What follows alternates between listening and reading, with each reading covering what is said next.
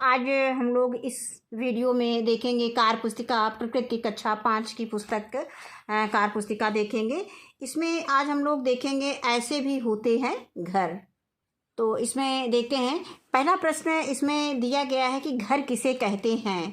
तो वे स्थान जहाँ पर हमारा निवास होता है अर्थात हम जहाँ रहते हैं वो घर कहलाता है। अगला प्रश्न है कि यदि घर नहीं होता तो हमें किन किन परेशानियों का सामना करना पड़ता। अपने जवाब सोचकर लिखिए। यदि घर नहीं होता तो हमें आंधी तूफान वर्षा सर्दी व गर्मी से बचने के लिए परेशानियों का सामना करना पड़ता। अगला है कि मीरा कहती है कि पशु पक्षियों को घर की आवश्यकता नहीं होती है, तो आप उससे क्या कहोगे।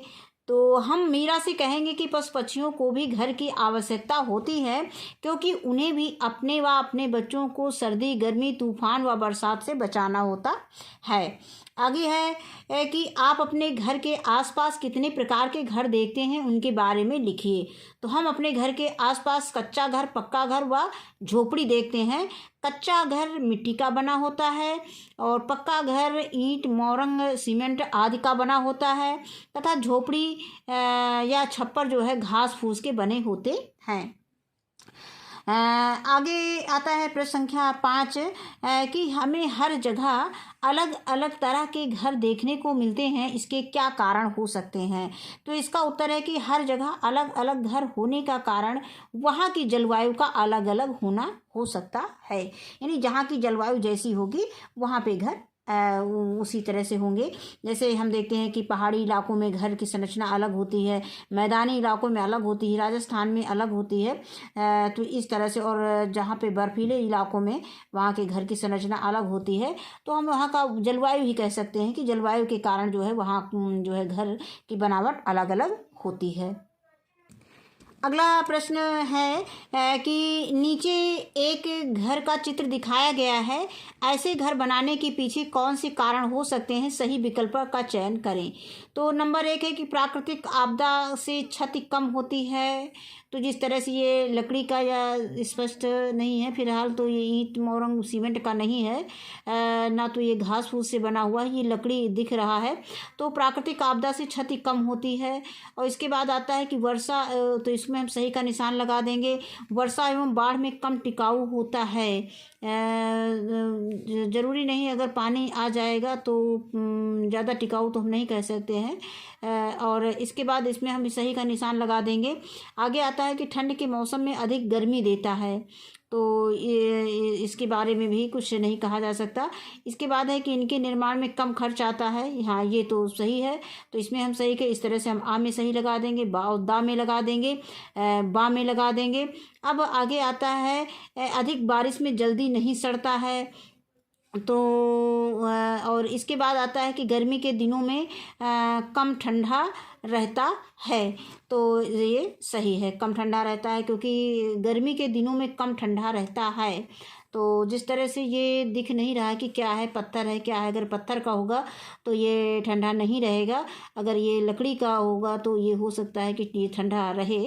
तो इस तरह से हम गर्मी के दिनों में कम ठंडा रहता है, इस पर हम निशान लगा देंगे, क्योंकि इसमें गरम गरम चारों तरफ से खुला हुआ है और गर्म हवा बाहर की अंदर जाएगी, तो गर्मी में ये गर्म रहेगा, ठंडा नहीं रहेगा।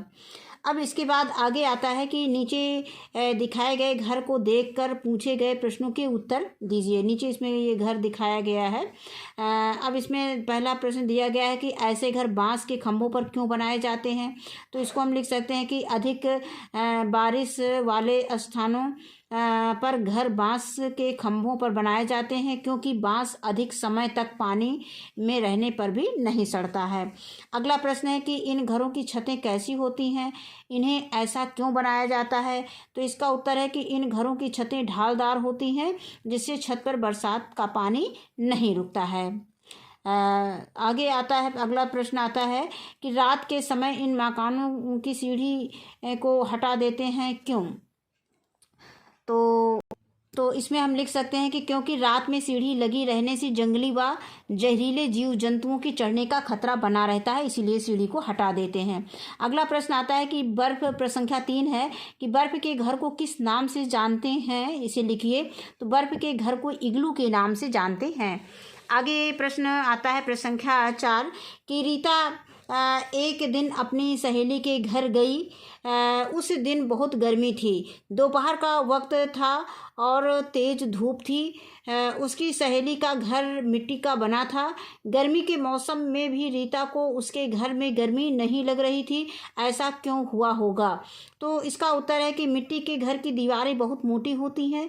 दीवारें मोटी होने के कारण गर्मी घर के अंदर नहीं आ पाती, और यानी मतलब दीवारें भी नहीं गर्म हो पाती हैं और उसकी गर्मी अंदर नहीं आ पाती है, और घर गर्मी में ठंडा बना रहता है, जिसके कारण। अब अगला प्रश्न आता है कि नीचे प्रश्न संख्या 5 है, नीचे दर्शाए गए मिट्टी तथा बर्फ के घर में अंतर लिखिए। तो ये मिट्टी का घर दिखाया गया है, ये बर्फ का घर दिखाया गया है। तो अब यहाँ पे पहला दिया गया प्रश्न दिया गया है कि मिट्टी के घर और बर्फ के घर। तो पहला आया है कि ऐसे घर कहाँ देखने को मिलते हैं। तो मिट्टी के घर जो है जहाँ बारिश बहुत कम होती है वहाँ पे मिट्टी के घर बने होते हैं, और जहाँ पे बर्फ, जहाँ चारों ओर केवल बर्फ ही बर्फ होती है वहाँ पे बर्फ के घर होते हैं। बर्फ के घर को हम क्या कहते हैं? इग्लू कहते हैं। फिर आता है कि इन घरों की क्या विशेषताएँ होती हैं। तो यहाँ पे जो मिट्टी का घर है, मोटी दीवारों के कारण बाहर की गर्मी अंदर नहीं आ पाती, और इसके बाद ये इग्लू है, नहीं बर्फ़ का घर है, ये घर बाहर गिरती बर्फ़ व ठंडी हवा को अंदर नहीं आने देती, जिससे कि अंदर अगर हम दिया जला दें, दीपक जला दें, आग जला दें तो अंदर गर्म रहता है।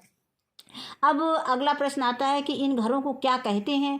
तो जो मिट्टी का घर है इसको हम झोपड़ी कह सकते हैं, और इसको बर्फ़ के घर को हम इग्लू कहेंगे।